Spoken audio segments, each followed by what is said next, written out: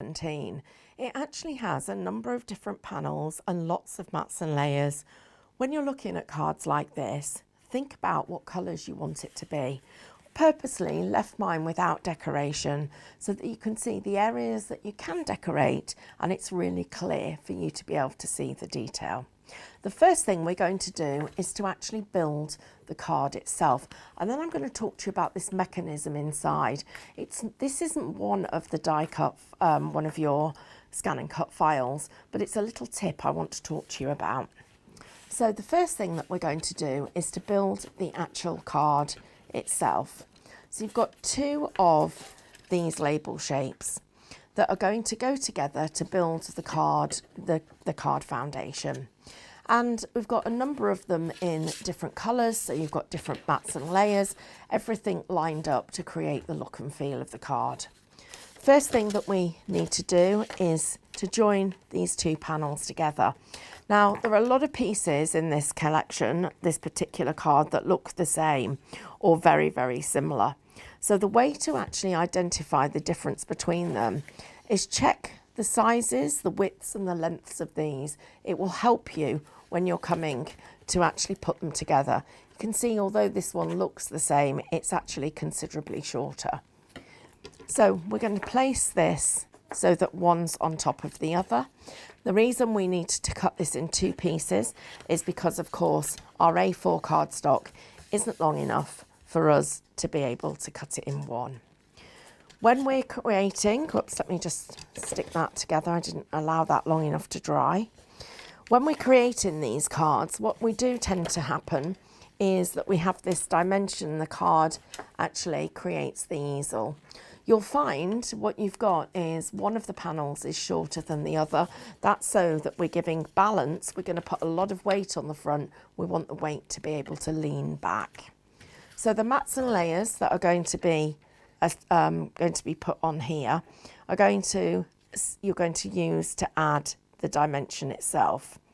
So the first panel that we've got in there is sat, and then this is our second one that's going to lay over the top and sit behind. So we're getting a little bit of extra dimension from it. Then we've got other panels which mat and layer on top of each other, creating all the different elements and the different finishes.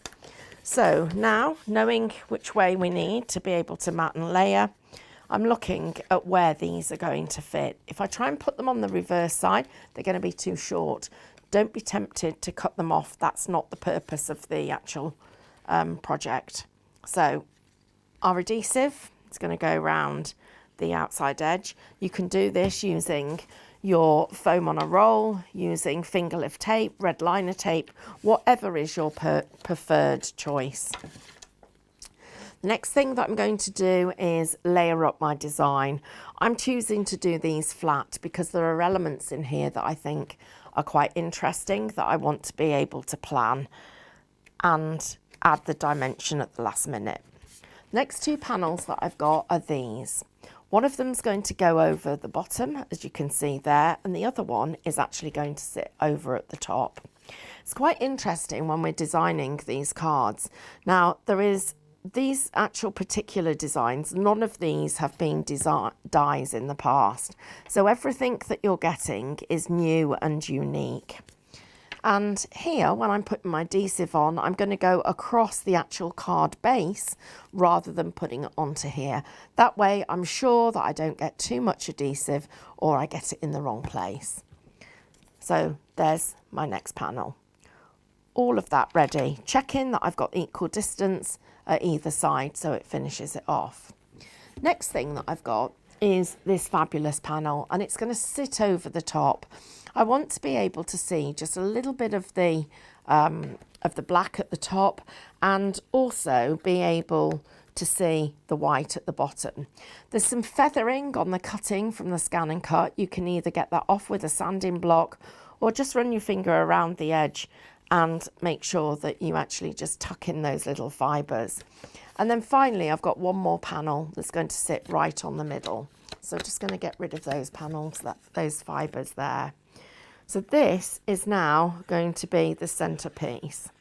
And I'm just going to open up the design in a moment and show you what I mean about the way that we're going to build this and make sure that the card has stability. Because so often it's easy for us to create stunning cards, but when we then come to finish off the design, we don't have the stability that we require to be able to make the card stand up. So just taking off that excess adhesive there. Try and avoid that happening if you possibly can. I'm just going to move this over so it's in the centre, checking my positioning, and I'm happy with it. Now, so when I look at these two cards, there's fundamentally one difference, if I'm spotting the difference, and it's this piece here. So what I've actually done is I've taken a piece of card, I've folded it, so I've taken the piece of card is probably about 4 centimetres in width, and then another 4 centimetres, and then a score line. And what I did was I lifted up my card base and I've actually stuck that in this panel. The piece of cardstock that's 4 centimetres with the score line then of other 4 centimetres is going to wrap around here. And the reason that I'm doing that is to give this base more stability. And it's very much dependent on the weight of the elements that you put onto the front here. So that's one thing you can do.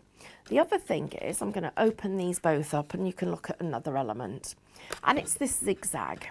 So again, taking a piece of cardstock that actually has got a mountain and two valley creases.